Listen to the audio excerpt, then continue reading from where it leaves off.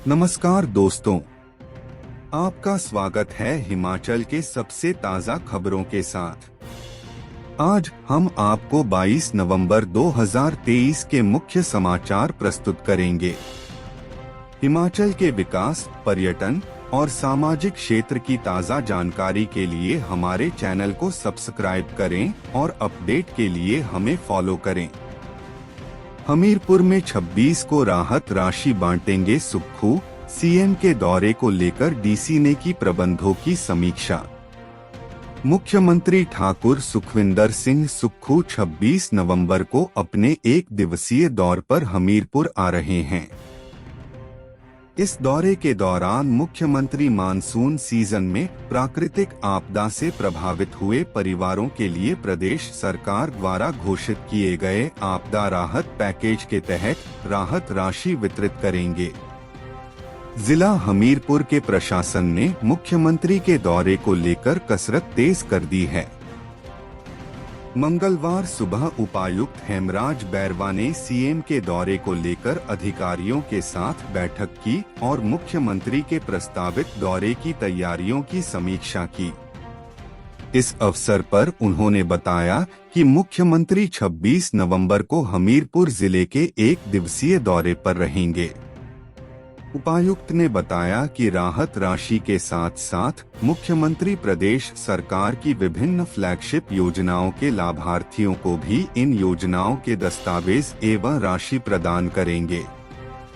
बैठक में एसपीडा आकृति शर्मा, एडीसी मनीष कुमार यादव, एसडीएम मनीष कुमार सोनी, सहायक आयुक्त पवन कुमार शर्मा, जिला राजस्व अधिकारी जसपाल सिंह, डीएसपी रोहिन डोगरा, नगर परिषद के कार्यकारी अधिकारी Sanjay Kumar, wise senior secondary school की प्रधानाचार्य नीना ठाकुर और अन्य अधिकारियों ने भी मुख्यमंत्री के प्रस्तावित कार्यक्रम को लेकर महत्वपूर्ण सुझाव रखे। सभी महत्वपूर्ण लाभार्थियों की लिस्ट जल्द तैयार करें। उपायुक्त ने संबंधित विभागों के अधिकारियों को लाभार्थियों की सूची तैयार करने तथा इनसे संबंधित सभी औपचारिकताएं अतिशीघ्र पूरी करने के निर्देश दिए। उपायुक्त ने अधिकारियों से कहा कि आयोजन स्थल पर सरकार की विभिन्न कल्याणकारी योजनाओं से संबंधित होर्डिंग्स, बैनर और स्टैंडीज भी स्थापित किए जाने चाहिए ताकि इन योजनाओं का व्यापक प्रचार प्रसार सुनिश्चित हो सके। उन्होंने सुरक्षा और पार्किंग व्यवस्था को लेकर भी पुलिस अधिकारियों को दिशा निर्देश जारी किए। सीएम आरोप सिद्ध करे, नहीं तो मानहानि का दावा करूंगा। पूर्व उद्योग मंत्री विक्रम ठाकुर की मुख्यमंत्री को चुनौती। हिमाचल प्रदेश के मुख्यमंत्री सुखविंदर सिंह सुक्खू द्वारा पूर्व भाजपा सरकार पर खनन विभाग में हुए 100 करोड़ रुपए के घोटाले के आरोप के जवाब में पूर्व उद्योग मंत्री विक्रम सिंह ठाकुर ने आक्रामक तेवर दिखाए हैं। उन्होंने मंगलवार को अपने आवास ढलियारा में प्रेस कॉन्फ्रेंस की तथा तथ्यों सहित आंकड़ों को मीडिया के समक्ष प्रस्तुत करते हुए कहा कि सुक्खू सरकार यारों की सरकार है और यारों को खुश करने के लिए नियमों में संशोधन हो रहे हैं। उन्होंने पूछा कि किन परिस्थितियों में 25 रुपए प्रति फुट बिकने वाला रेता 90 रुपए फुट तथा बजरी 3 गुना महंगी हो गई। क्या यह घोटाला नहीं है? मंडी के एक नेता पर निशाना साधते हुए पूर्व मंत्री ने कहा कि सरकार बताए कि उनकी कितनी रॉयल्टी और बिजली का बिल बकाया है। विक्रम ठाकुर ने सभी कमेटियों में मुख्यमंत्री के करीबी लोगों के शामिल होने का आरोप लगाते हुए कहा कि मुख्यमंत्री स्पष्ट करे कि सरकार के अंदर मंत्री, सीपीएस और विधायकों से जुड़े हुए रिश्तेदारों के कुल कितने क्रशर हैं। जिस समय सब क्रशर बंद थे, उस समय सत्ताधारी लोगों के क्रशर बंद क्यों नहीं हुए? विक्रम ठाकुर ने बड़ा आरोप लगाते हुए कहा कि 90 दिनों के अंदर 100 करोड़ रुपए के नुकसान का जिम्मेदार कौन है। 3 महीने क्रशर बंद होने से 27 करोड़ रुपए की रॉयल्टी तथा जीएसटी और बिजली को भी इसमें जोड़ दिया जाए तो प्रदेश के अंदर 100 करोड़ रुपए का नुकसान हुआ है। कौन कौन से अधिकारी और राजनीतिज्ञ इसमें संलिप्त हैं, इसकी भी जांच होनी चाहिए। पूर्व उद्योग मंत्री ने केंद्र सरकार के नियमों का भी हवाला दिया और कहा कि कमेटी उन्हीं क्रशरों को मान्यता देने की अनुशंसा कर रही है जिसमें भ्रष्टाचार के स्कोप सबसे ज्यादा है। विक्रम ठाकुर ने मुख्यमंत्री को चुनौती देते हुए कहा कि वह उन 63 क्रशरों का नाम बताएं जो बिना वैलिड लीज के चल रहे हैं। यदि 128 में से 107 क्रशर बंद थे तो केवल 50 को ही अनुमति क्यों दी गई?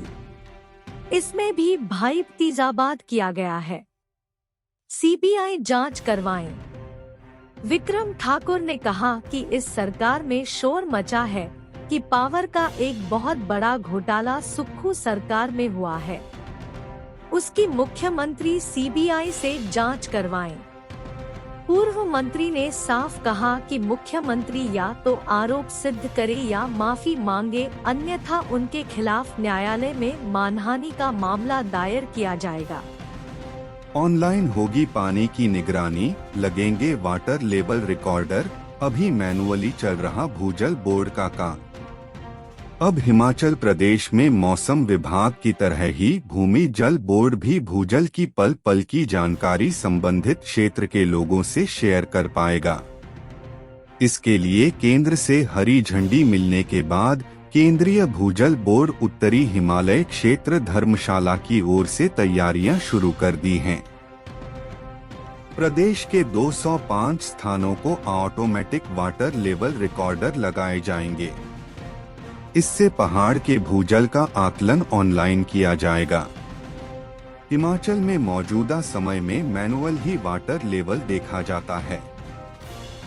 केंद्रीय भूजल बोर्ड उत्तरी हिमालय क्षेत्र ने प्रदेश में कुल 140 स्थान चिन्हित किए हुए हैं जहां पर मैनुअल वाटर लेवल देखा जाता है।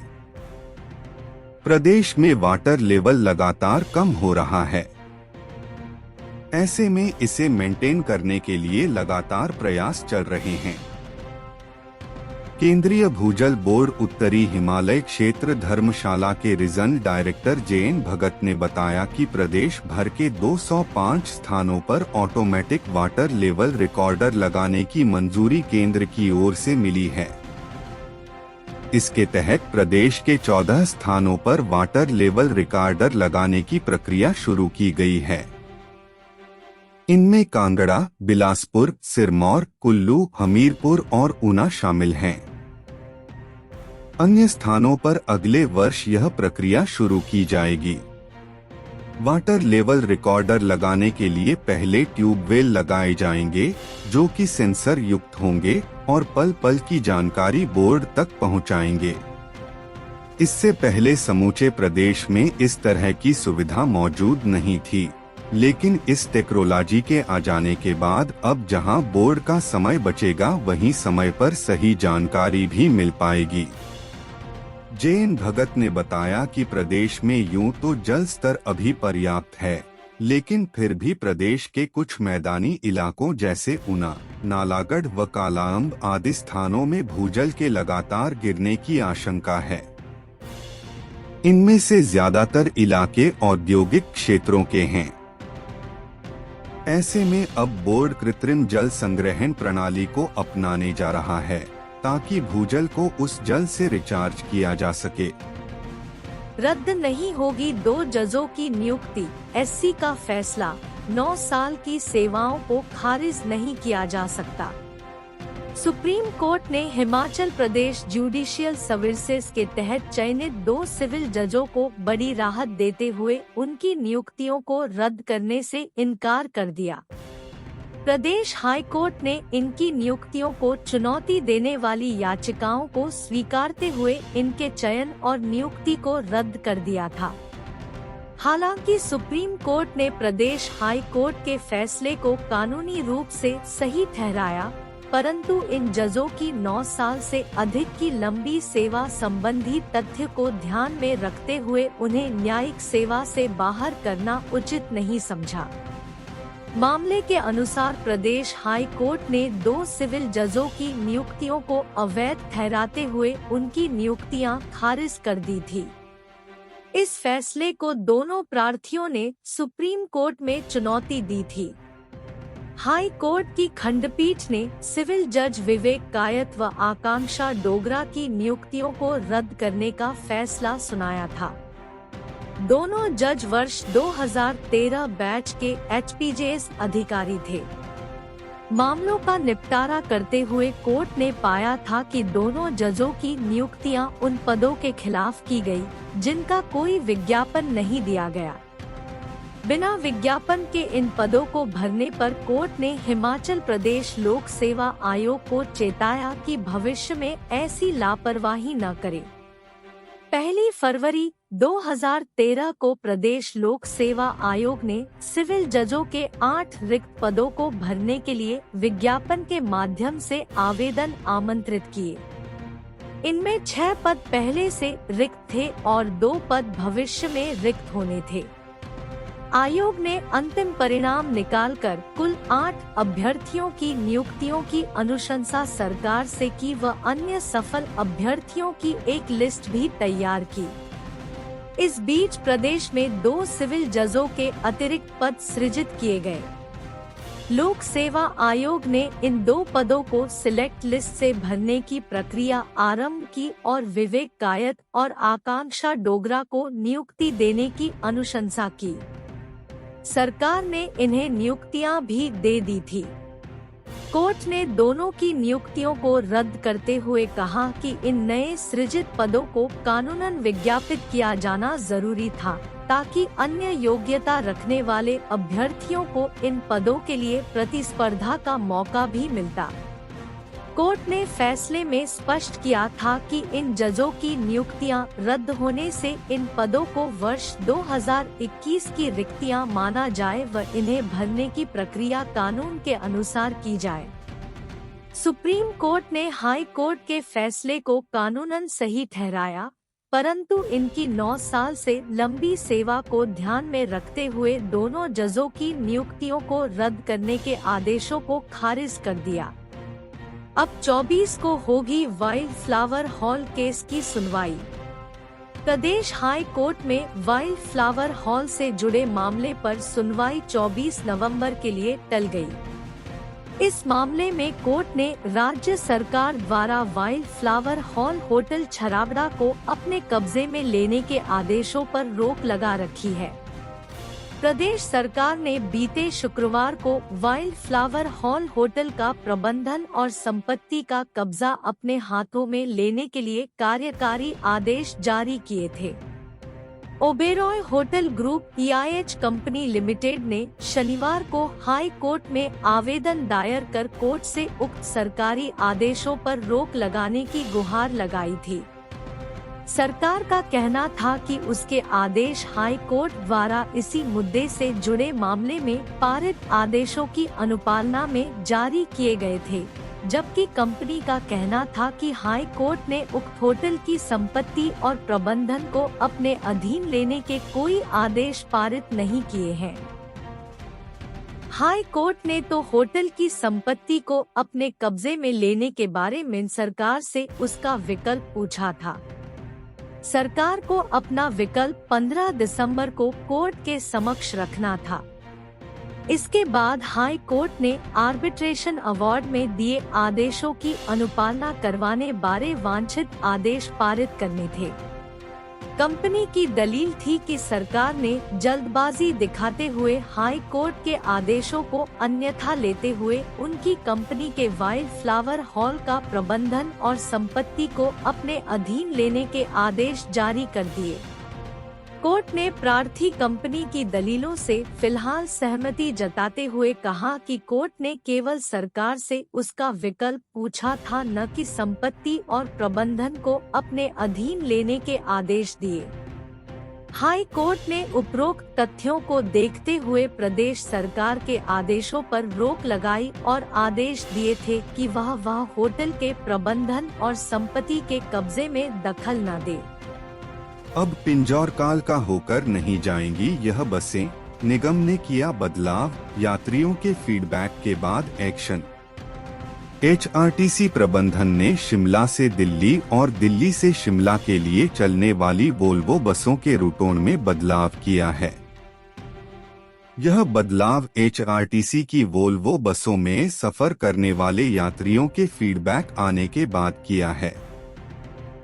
ऐसे में एचआरटीसी वोल्वो बसों में शिमला से दिल्ली और दिल्ली से शिमला सफर करने वाले यात्रियों के महत्वपूर्ण खबर है। अब वोल्वो बसों में शिमला से दिल्ली और दिल्ली से शिमला का सफर करीब 2 घंटे कम होगा, जिससे दिल्ली व शिमला आने जाने वाले यात्रियों के समय बचत होगी। निगम प्रबंधन ने बस यात्रा में यात्रियों के सुझाव जानने के बाद शिमला दिल्ली शिमला वोल्वो बसों की रूटों में बदलाव किया है। निगम प्रबंधन द्वारा किए बदलाव के तहत अब शिमला से दिल्ली व दिल्ली से शिमला चलने वाली प्रत्येक वोल्वो बस पिंजौर बाईपास होकर जाएगी।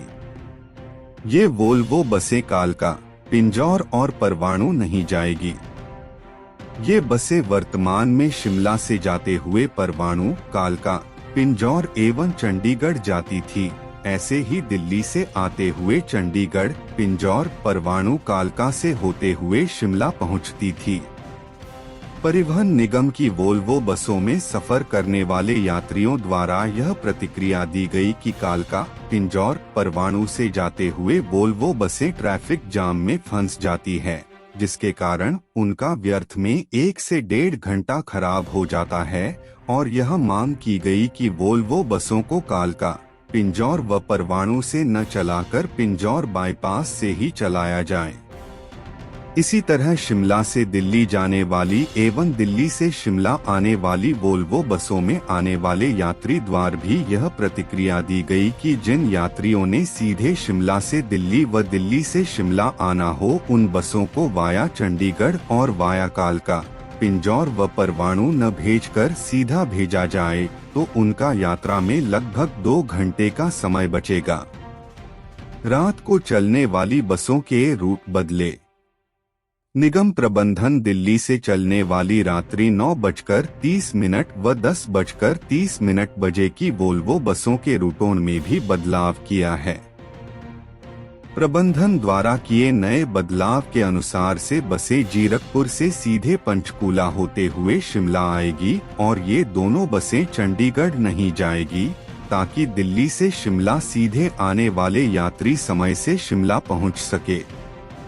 इसके अलावा शिमला से सुबह 9:45 पर चलने वाली वोल्वो बस पंचकूला से ट्रिब्यून चौक चंडीगढ़ होते हुए जाएगी एवं शिमला से दोपहर 1:45 वोल्वो बस सीधी पंचकूला से जीरकपुर होते हुए सीधे दिल्ली जाएगी। जेब पर डाका डालेगा स्मार्ट मीटर, राज्य विद्युत बोर्ड एम्प्लॉइज यूनियन ने बताया राजस्व नुकसान। हिमाचल प्रदेश राज्य विद्युत बोर्ड एम्प्लॉइज यूनियन ने सरकार द्वारा उपभोक्ताओं को बिजली स्मार्ट मीटर देने का पुरजोर विरोध किया है। यूनियन के प्रदेशाध्यक्ष कामेश्वर दत्त शर्मा व महासचिव हीरा लाल वर्मा ने ऊहल 3 परियोजनाएं विद्युत मंडल और बस्सी पावर हाउस में कार्यरत कर्मचारियों के सम्मेलन में कहा कि स्मार्ट मीटर प्रदेश के 26 लाख विद्युत उपभोक्ताओं की जेब पर डाका डालेगा। बिजली का लोड बढ़ने के कारण स्मार्ट मीटर जंप करते हैं और इसकी शिकायतें पहले ही आ चुकी हैं। ऐसे में इस योजना को लेकर बोर्ड को आगे नहीं बढ़ना चाहिए। उन्होंने कहा कि उपभोक्ता भी स्मार्ट मीटर नहीं चाहते हैं। इस योजना के कारण प्रदेश भर में बिजली उपभोक्ताओं को पिछले 6 माह से बिजली के मीटर नहीं मिल रहे हैं और आज प्रदेश में लगभग 1 लाख उपभोक्ताओं के मीटर लगाने व बदलवाने के आवेदन फील्ड कार्यालयों में लंबित पड़े हैं, जिससे बिजली बोर्ड को भारी राजस्व नुकसान हो रहा है। यूनियन के प्रदेशाध्यक्ष कामेश्वर दत्त शर्मा ने मुख्यमंत्री से बोर्ड में तुरंत एक स्थायी प्रबंध निदेशक लगाने की मांग की है। उपभोक्ताओं को बिजली बोर्ड द्वारा दी जाने वाली सेवाएं भी बुरी तरह से प्रभावित हुई है। मार्च के बाद सेवानिवृत्त कर्मचारियों को सेवानिवृत्ति के वित्तीय लाभ अभी तक नहीं मिल पाए। वहीं कर्मचारियों व पेंशनर्स के सैकड़ों करोड़ रुपए की वित्तीय देनदारियां पिछले 6 महीने से बोर्ड के पास लंबित पड़ी है। बैठक में राज्य पदाधिकारी यशवंत चौहान, मुनीलाल ठाकुर, भागमल राणा, ललित कुमार, जय कृष्ण शर्मा और हरीश शर्मा व पूर्व वरिष्ठ उपाध्यक्ष जितेंद्र ठाकुर उपस्थित रहे। HRTC ने स्पेशल बसों से कमाए 49 लाख, दिवाली को घर लाने पर 35 लाख, वापसी पर 13.5 लाख कमाई। HRTC के डिवीजन धर्मशाला को फेस्टिवल सीजन, दिवाली, भैया दूज सहित अन्य में स्पेशल बसों से 50 लाख रुपए के करीब कमाई की है। 10 और 11 नवंबर को दिल्ली और चंडीगढ़ से मंडल धर्मशाला के साथ डिपुओं को चली 107 बसों से निगम ने 35 लाख से अधिक पैसे कमाए हैं। वहीं भैया दूज और इसके बाद भी बाहरी राज्यों को भेजे जाने वाली स्पेशल बसों से भी निगम की आय में लाखों की बढ़ोतरी हुई है, जिसमें 13,74,150 रुपए कमाई की है।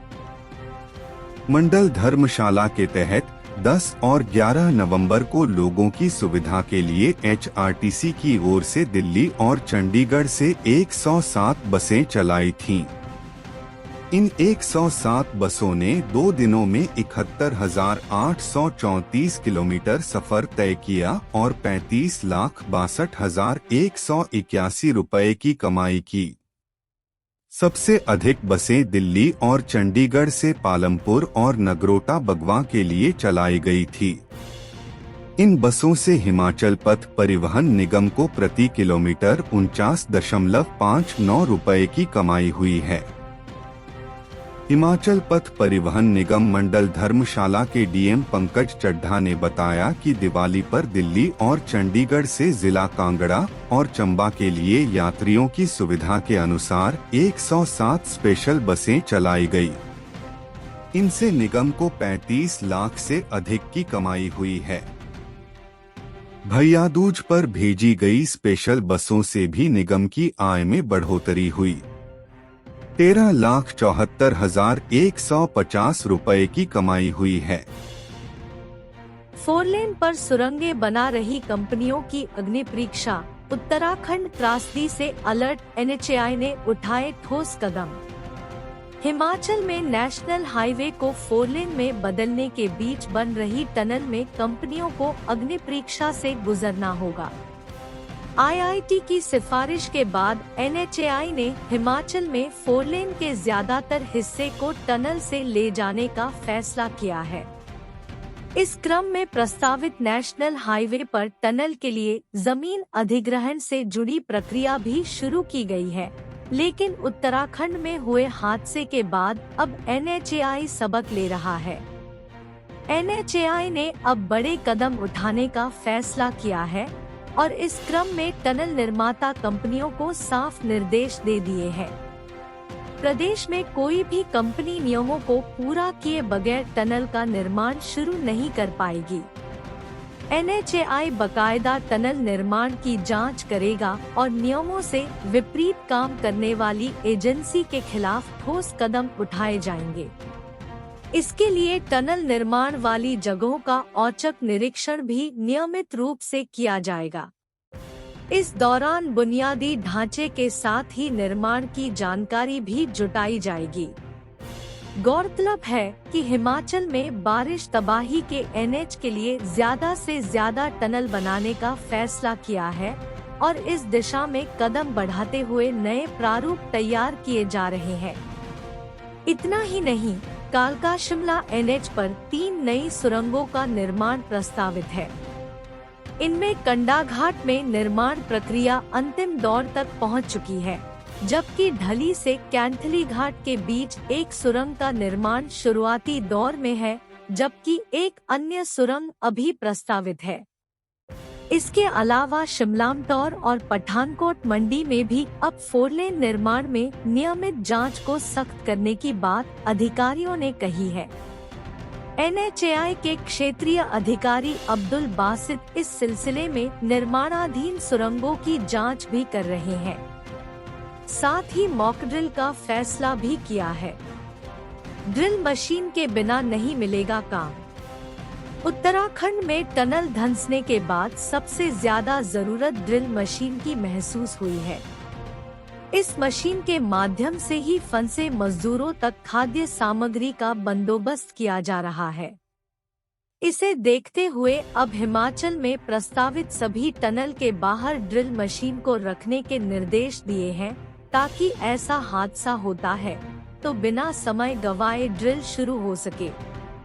इसके साथ ही सुरंग निर्माण से पहले मिट्टी के सैंपल की भी जांच होगी, ताकि हादसे की संभावना को टनल में दाखिल होने से पहले ही खत्म किया जा सके।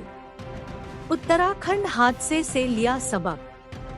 NHAI के क्षेत्रीय अधिकारी अब्दुल बासित ने बताया कि उत्तराखंड हादसे से सबक लिया है। इस बारे में अधिकारियों की बैठक आयोजित हुई है। जहां टनल का निर्माण हो रहा है, वहां अतिरिक्त ध्यान देने की जरूरत पर जोर दिया जा रहा है। टनल के आसपास सुरक्षा के तमाम इंतजाम करने अब जरूरी है। इसकी जांच अधिकारी समय समय पर करेंगे। 4 लेन में निर्माण के दौरान कोई कमी पाई जाती है तो संबंधित निर्माता कंपनी के खिलाफ उचित कार्रवाई की जाएगी। अब ट्राउट से भर जाएगा कोल डैम, ट्रायल सफल रहने पर बड़े स्तर पर उत्पादन की तैयारी, मत्स्य सचिव ने दिए निर्देश। हिमाचल के ठंडे इलाकों में पलने वाली ट्राउट का कोल डैम जलाशय में केज कल्चर के तहत सफल ट्रायल के बाद अब इसका उत्पादन बड़े स्तर पर करने की तैयारी है। इस बाबत जल्द ही कार्य योजना तैयार की जाएगी। सचिव रूरल डेवलपमेंट, मत्स्य एवं तकनीकी शिक्षा प्रियंतु मंडल ने विभाग के अधिकारियों को उचित दिशा निर्देश जारी किए हैं। बिलासपुर विजिट में सचिव ने निदेशालय के अधिकारियों के साथ रिव्यूज मीटिंग के बाद बंदला में स्थापित हाइड्रो इंजीनियरिंग कॉलेज का भी विजिट किया और निर्माणाधीन स्ट्रक्चर को तय अवधि में पूरा करने के लिए निर्देशित किया। सचिव पिछले दिन ऊना दौरे पर थे और मंगलवार को बिलासपुर में रूरल डेवलपमेंट, मत्स्य और तकनीकी शिक्षा के अंडर कंस्ट्रक्शन वर्कर्स का जायजा लिया और PWD व निर्माता फर्मों को जल्द निर्माण कार्य पूरा करने के लिए कहा। रोजगार कार्यालय के पास मॉडल करियर सेंटर के निर्माणाधीन भवन का विजिट कर PWD के अधिकारियों को जल्द से जल्द कार्य पूरा करने के लिए कहा। इसके साथ ही कॉमन लाइवलीहुड सेंटर के निर्माणाधीन भवन का भी जायजा लिया। इस विजिट में मत्स्य निदेशक विवेक चंदेल सहित संबंधित विभागों के अधिकारी साथ रहे। सचिव ने कोल डैम में शुरू किए गए ट्राउट प्रजाति की मछली के ट्रायल के सफल रहने के बाद इसका उत्पादन बड़े पैमाने पर किए जाने के लिए अफसरों को निर्देश जारी किए। इस संदर्भ में उपयुक्त कार्य योजना बनाकर काम करते हुए आगे बढ़े को कहा। इस दौरान हाइड्रो कॉलेज के डायरेक्टर कम प्रिंसिपल हिमांशु मोंगा सहित अन्य प्रबंधकीय अधिकारी मौजूद रहे। लोगों के सवालों से भाग रही कांग्रेस, जयराम ठाकुर बोले, क्रशर बंद कर जनता को किया परेशान। नेता प्रतिपक्ष जयराम ठाकुर ने कहा कि 1 साल सरकार चलाने के बाद मुख्यमंत्री हर रोज बीजेपी का नाम लेकर जनता के मुद्दों से मुंह नहीं मोड़ सकते हैं। पहले तो ब्यास बेसिन के क्रशर बंद कर दिए, जिससे आपदा प्रभावितों को निर्माण कार्य में लगने वाले सामान के दाम कई गुना बढ़ा दिए। फिर क्रशर खोलने की बात हो रही है। जयराम ठाकुर ने कहा कि 1 साल से सरकार चला रही कांग्रेस आखिर क्या कर रही है। जुबानी जमा खर्च से कुछ नहीं होने वाला है। सरकार इस मामले में सरकार तथ्यों पर बात करे और जो भी इस मामले में दोषी है उनके खिलाफ कार्रवाई करे। सिर्फ बयानबाजी करने से कुछ नहीं होगा। नेता प्रतिपक्ष ने ये बातें मंडी बीजेपी युवा मोर्चा के वर्ग बूथ सशक्तिकरण अभियान प्रशिक्षण वर्ग में पत्रकारों से बातचीत के दौरान कही।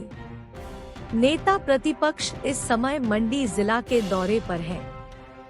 इस मौके उनके साथ जिला बीजेपी मंडी निहाल चंद शर्मा, युवा मोर्चा से इस वर्ग के प्रदेश संयोजक व प्रदेश उपाध्यक्ष सुनील नेगी समेत अन्य पदाधिकारी उपस्थित रहे।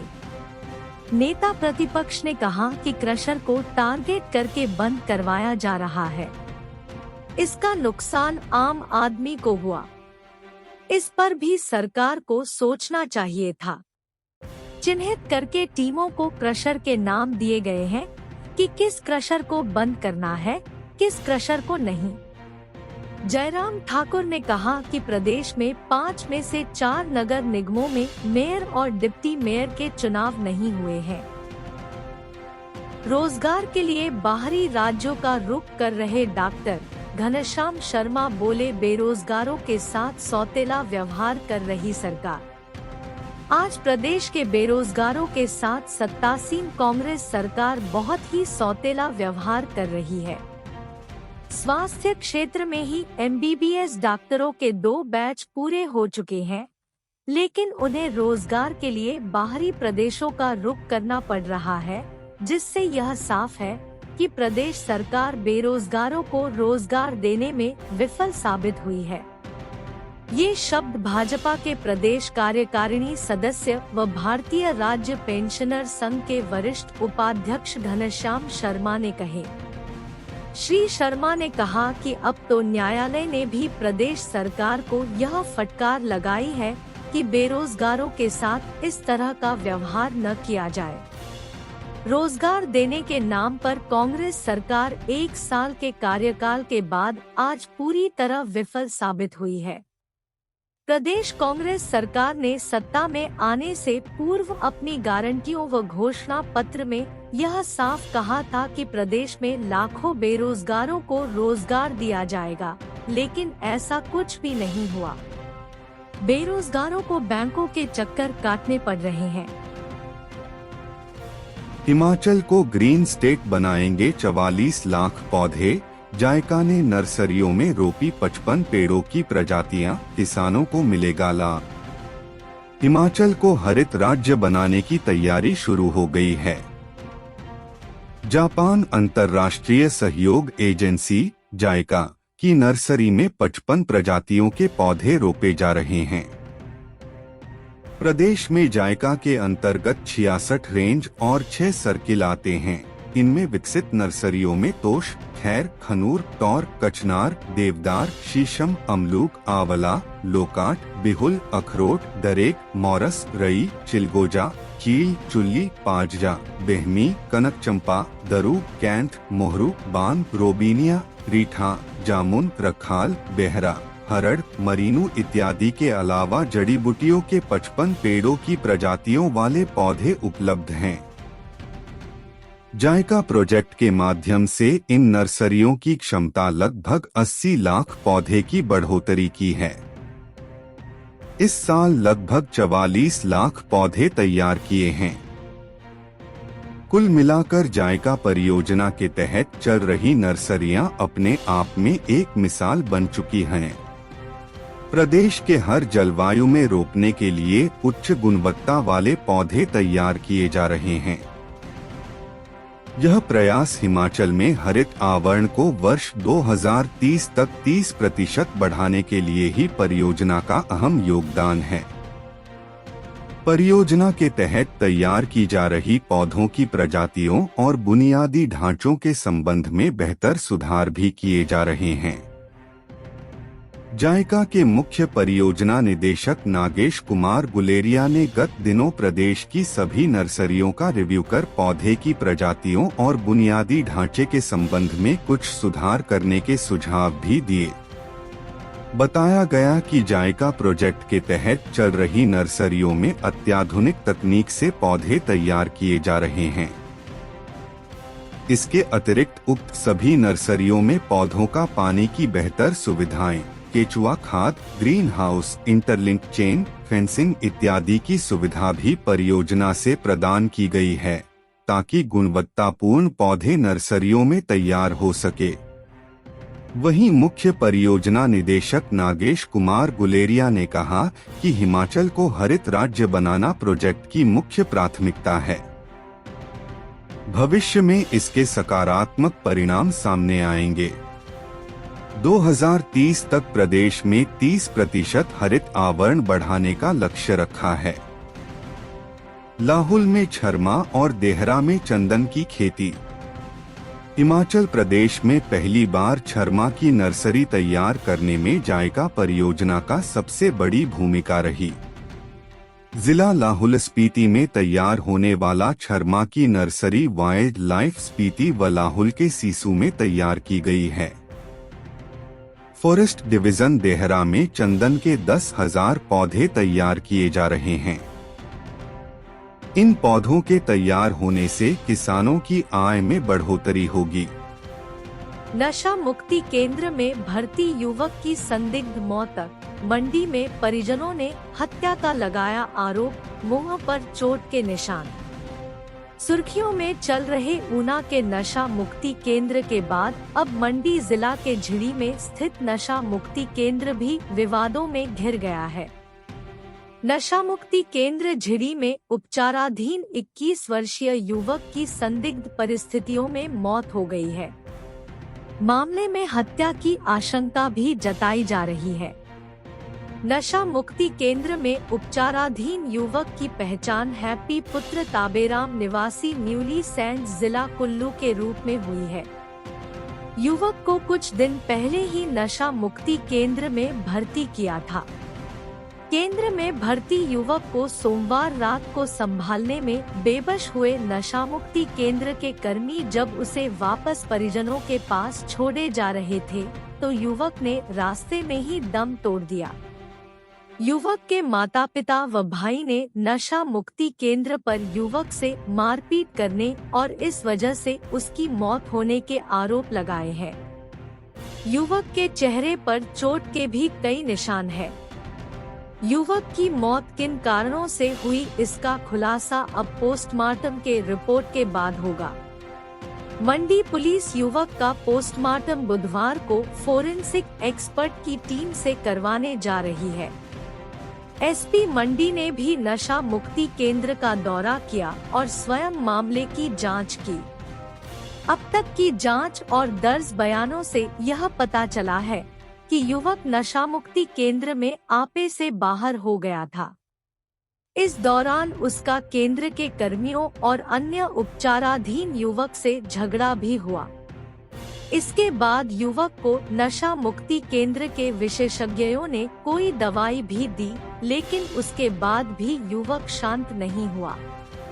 इसके बाद नशा मुक्ति केंद्र की टीम ने परिजनों को सूचित किया और टीम युवक को उसके घर छोड़े जा रही थी, लेकिन रास्ते में ही युवक की मौत हो गई। युवक के भाई पम्मी ने बताया कि मेरे भाई को बेरहमी से पीटा गया है, जिससे उसकी मौत हुई है। एएसपी मंडी सागर चंद्र ने बताया कि पुलिस मामले में जांच कर रही है। पोस्टमार्टम रिपोर्ट के बाद ही मौत के कारणों का खुलासा होगा। ठियोग सड़क हादसे में 2 कार सवारों की मौत तक। लोअर खनीवड़ी में पेश आया हादसा, 2 घायल अस्पताल में भर्ती। ठियोग विकास खंड की ग्राम पंचायत बासा के तहत लोअर खनीवड़ी गांव में एक कार दुर्घटनाग्रस्त हो जाने से 2 युवकों की मौत हो गई। पुलिस से मिली जानकारी के अनुसार कार CH03 3545 में 4 लोग सवार थे, जिनमें से 2 मृत अवस्था में सिविल अस्पताल ठियोग लाए गए, जिनकी पहचान अर्चना उम्र 28 साल पुत्री दिवाकर दत्त शर्मा निवासी ग्राम धारवा ठियोग व अंकिता 34 पत्नी अशोक बेगता निवासी गांव खनीवड़ी शामिल है। घायलों की पहचान अशोक 34 भूप सिंह निवासी गांव खनीवड़ी व शंकुतला 50 पत्नी भूप सिंह निवासी गांव खनीवड़ी के रूप में हुई है। घायलों का उपचार सिविल अस्पताल ठियोग में चल रहा है। डीएसपी ठियोग सिद्धार्थ शर्मा ने बताया कि पुलिस ने मामला दर्ज कर कार्रवाई शुरू कर दी है। प्रदेश में 80% हादसे मानवीय भूल से। दुर्घटनाएं रोकने को यातायात नियमों पर लोगों की काउंसलिंग करेगा परिवहन विभाग। हिमाचल प्रदेश में सड़क सुरक्षा को बढ़ाने व सड़क हादसों को रोकने के लिए परिवहन विभाग ने नई पहल शुरू की है। परिवहन विभाग यातायात नियमों एवं सड़क सुरक्षा को लेकर लोगों की काउंसलिंग करेगा। साथ ही नेशनल हाईवे पर सड़क किनारे बनी दुकानों, होटलों, घरों व किराएदारों के घर द्वार पर पहुंचकर उन्हें सड़क सुरक्षा पर जागरूक करेगा और सड़क हादसे में होने वाले घायलों की मदद करने के लिए प्रेरित करेगा। परिवहन विभाग ने एचपीयू के सोशल वर्क विभाग, सामाजिक कार्य विभाग के साथ मिलकर शुरू की है। 21 नवंबर से 30 दिसंबर तक विभाग में MSW यानी मास्टर ऑफ सोशल वर्क के प्रशिक्षु शिमला से परवाणु तक सड़क किनारे बनी दुकानों, घरों व होटलों में पहुंचेंगे और सड़क सुरक्षा पर जागरूक करेंगे। इस कार्यक्रम का शुभारंभ परिवहन विभाग निदेशक अनुपम कश्यप ने किया है। कार्यक्रम के शुभारंभ पर निदेशक अनुपम कश्यप ने कहा कि यह देश में पहला ऐसा जागरूकता कार्यक्रम होगा जिसमें प्रदेश विवि के छात्र छात्राएं भी शामिल होगी। इस मौके पर सामाजिक कार्य विभाग के सहायक प्रोफेसर अनुपमा भारती, अंजना, MSW के छात्र छात्राएं व लोक निर्माण विभाग के अधिकारी मौजूद रहे। प्रदेश में 80% हादसे मानवीय भूल के कारण होते हैं। हिमाचल करे दुर्घटना मुक्त बनाने का लक्ष्य। परिवहन विभाग निदेशक अनुपम कश्यप ने सड़क सुरक्षा अभियान के बारे में जानकारी देते हुए बताया कि विभाग का उद्देश्य हिमाचल को दुर्घटना मुक्त राज्य बनाना है। इसके लिए सभी प्रदेशवासियों को साथ मिलकर चलना होगा। विभाग विवि के प्रशिक्षुओं के साथ मिलकर यह कार्य प्राथमिक चरण में शिमला से परवाणु राष्ट्रीय मार्ग पर कर रहा है।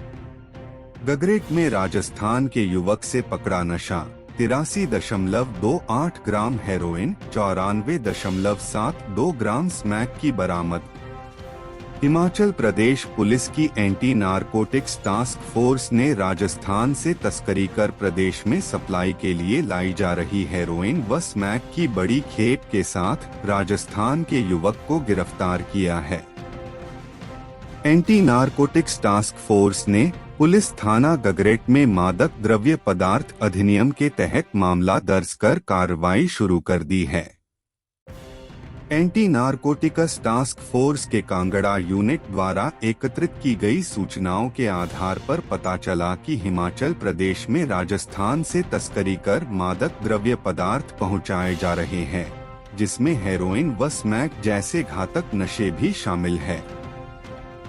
राजस्थान के जिला जयपुर गांव केशवाना का सोनू भाटिया पुत्र हंसराज भाटिया प्रमुख सप्लायर है और सोमवार को भी नशे की खेप लेकर आ रहा है। इस सूचना के आधार पर एएनटीएफ के head constable Deepak Kumar, constable Amit Kumar, constable Rohit व रजनीश पर आधारित टीम ने हिमाचल पंजाब सीमा पर गगरेट कस्बे में ही सोनू भाटिया के आने का इंतजार किया। इंडस्ट्रियल एरिया गगरेट के समीप सोनू भाटिया अपनी कार RJ 32 CA 8826 में जैसे ही पहुंचा तो एएनटीएफ ने उसकी कार की तलाशी ली तो उसमें 83.28 ग्राम हेरोइन व 94.72 ग्राम स्मैक बरामद हुई। एसपी अरजित सेन ठाकुर ने बताया कि एएनटीएफ कांगड़ा यूनिट द्वारा पकड़े गए तस्कर के खिलाफ पुलिस थाना गगरेट में मामला दर्ज किया है। बिलासपुर में मंडी के तस्कर से 2 किलो चरस बरामद। बिलासपुर सदर पुलिस टीम ने गश्त के दौरान 1 किलोग्राम 914 ग्राम चरस बरामद की है। आरोपी की पहचान रामलाल 31 निवासी जरोला तहसील पदर जिला मंडी के तौर पर हुई है। पुलिस ने आरोपी के खिलाफ मामला दर्ज कर कार्रवाई शुरू कर दी है। सदर पुलिस टीम की ओर से मंडी भराड़ी पुल के समीप नाका लगाया हुआ था। कार की तलाशी लेने पर कार से नशा बरामद किया गया। डीएसपी हेडक्वार्टर मदन धीमान ने बताया कि पुलिस ने आरोपी के खिलाफ मामला दर्ज कर लिया है। दिल्ली में लगेंगे हिमाचली व्यंजनों के चटकारे। 16 से 31 दिसंबर तक हिमक्रॉफ्ट के 35, आईटी परिषद के 5 आजीविका मिशन के 20 स्टॉल। अब दिल्ली में लोग हिमाचली व्यंजनों के चटकारे ले पाएंगे। भाषा और संस्कृति विभाग ने इसकी तैयारी की है। दिसंबर में दिल्ली हाट का आयोजन होने जा रहा है। इस आयोजन में 60 स्टॉल स्थापित करने की तैयारी है और इनमें 5 स्टॉल हिमाचली व्यंजनों के भी होंगे। इन स्टॉल में हिमाचल के पारंपरिक व्यंजनों को परोसा जाएगा। दिल्ली हाट का आयोजन 16 से 31 दिसंबर तक होगा। दिल्ली हाट में स्टॉल लगाने वाले हस्तशिल्पियों को रोजमर्रा के खर्च के लिए प्रति स्टॉल प्रति 2 व्यक्ति 3,000 रुपए की राशि प्रदान की जाएगी। दिल्ली हाट में भाग लेने के इच्छुक कारीगरों और शिल्पियों को अपने विस्तृत विवरण, कला, हस्तशिल्प और अन्य गतिविधियों की जानकारी के साथ प्रबंध निदेशक, हिमक्राफ्ट और अन्य प्रतिभागी विभागों से संपर्क करना होगा।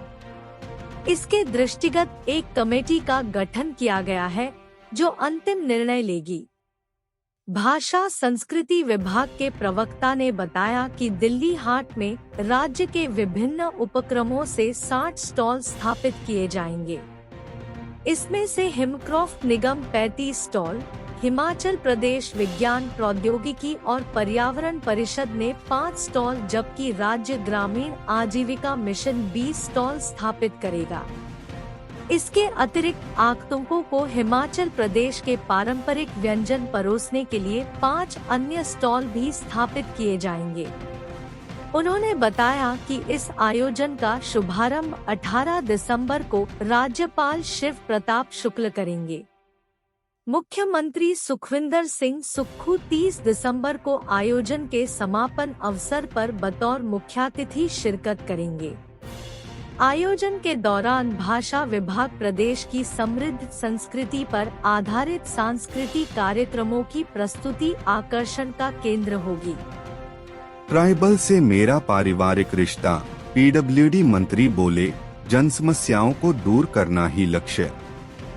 लोक निर्माण मंत्री विक्रमादित्य सिंह ने कहा कि जनजातीय क्षेत्रों किन्नौर, लाहौल स्पीति, भरमौर और पांगी से उनका पारिवारिक रिश्ता रहा है और हमेशा रहेगा। इन क्षेत्रों की समस्याओं को दूर करना उनका प्रमुख लक्ष्य भी है। उन्होंने लोगों से कांग्रेस की मजबूती के लिए एकजुट होकर आगे आने को कहा। उन्होंने कहा कि प्रदेश में कांग्रेस की सरकार बनी है और अगले साल होने वाले लोकसभा चुनावों के बाद देश को भाजपा के शासन से मुक्ति मिलेगी। उन्होंने कहा कि प्रदेश में कांग्रेस सरकार राहत व पुनर्वास कार्यों में पूरी तरह जुटी है। उन्होंने कहा कि कांग्रेस सरकार ने विधानसभा का विशेष सत्र बुलाकर इस आपदा से निपटने के लिए एक प्रस्ताव पारित कर केंद्र से विशेष आर्थिक मदद का आग्रह किया था, पर भाजपा के नेताओं ने इसमें भी कोई सहयोग नहीं किया।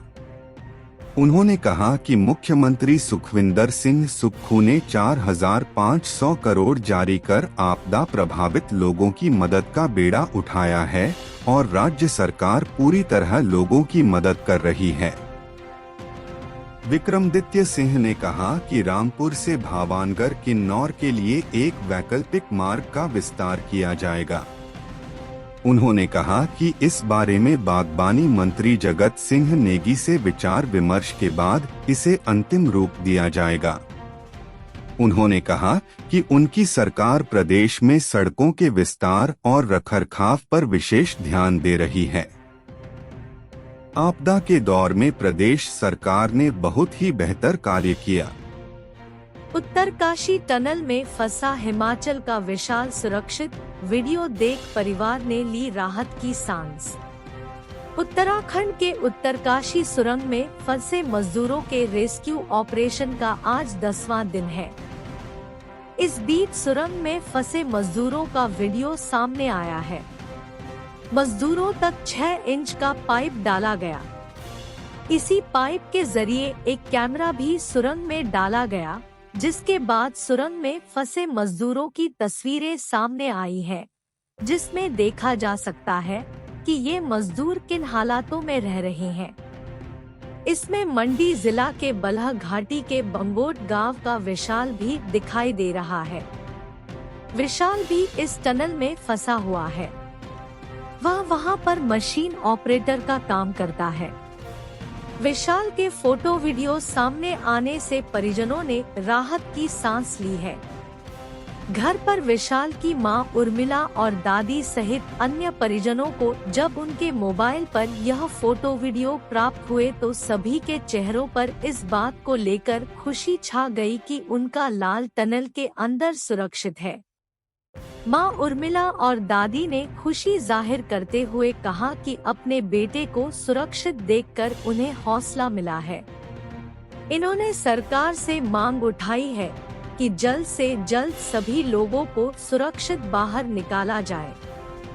गौरतलब है कि उत्तरकाशी में निर्माणाधीन टनल के धंस जाने से उसके अंदर 41 मजदूर फंस गए हैं। इस घटना को आज 10 दिन बीत गए हैं। आज 6 इंच की एक पाइप इन मजदूरों तक पहुंची है, जिसके माध्यम से अंदर कैमरा भेजा गया और वहां का दृश्य देखा गया, जिसमें सभी लोग सुरक्षित नजर आए हैं। मलबा हटाने के कार्य में काफी ज्यादा दिक्कतें आ रही हैं। अब टनल के ऊपर छेद कर फंसे हुए लोगों को निकालने का प्रयास किया जा रहा है। ई टैक्सी परिचालन के लिए न्यूनतम आयु सीमा 23 वर्ष, लाभार्थी को खुद चलानी होगी टैक्सी। प्रदेश के युवाओं को स्वरोजगार के अवसर उपलब्ध करवाने की दिशा में महत्वपूर्ण कदम उठाते हुए राज्य सरकार ने राजीव गांधी स्वरोजगार स्टार्टअप योजना के तहत ई टैक्सी योजना शुरू की है। इस योजना का लाभ उठाने के लिए आवेदक को www.etxhpdt.org/HOMI वेबसाइट पर आवेदन करना होगा। आवेदक की न्यूनतम आयु 23 वर्ष तथा गाड़ी चलाने का अनुभव होना आवश्यक है। बोनाफाइड हिमाचली व्यक्ति इस योजना का लाभ उठा सकते हैं तथा लाभार्थी को ई टैक्सी स्वयं चलानी होगी। एक परिवार से एक व्यक्ति ही इस योजना का लाभ उठा सकता है।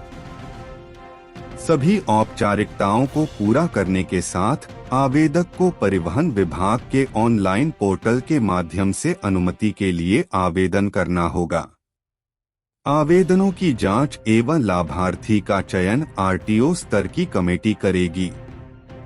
मुख्यमंत्री सुखविंदर सिंह सुक्खू ने कहा, पहले चरण में ई टैक्सी के लिए 500 परमिट जारी किए जाएंगे तथा आने वाले समय में मांग के आधार पर परमिट की संख्या बढ़ाई जाएगी। बेरोजगार युवाओं को आय के निश्चित साधन उपलब्ध करवाने के लिए चरणबद्ध तरीके से सरकारी विभागों, स्थानीय प्राधिकरणों, स्वायत्त निकायों, बोर्ड, निगम व सरकारी उपक्रमों को ई टैक्सी उपलब्ध करवाई जाएगी। ई टैक्सियों को 4 श्रेणियों में बांटा गया है, जिसके आधार पर मासिक किराए की दरें तय कर दी गई हैं। यह योजना युवाओं को रोजगार और स्टार्टअप की गारंटी देने के साथ साथ वायु प्रदूषण को कम करने और हिमाचल प्रदेश को हरित ऊर्जा राज्य बनाने की दिशा में उपयोगी सिद्ध होगी। ई वाहनों के संचालन से कार्बन उत्सर्जन कम होगा और पर्यावरण संरक्षण में मदद मिलेगी। राज्य सरकार ने पर्यावरण संरक्षण को विशेष अधिमान दिया है और अपने पहले बजट में इस दिशा में कई कदम उठाए हैं।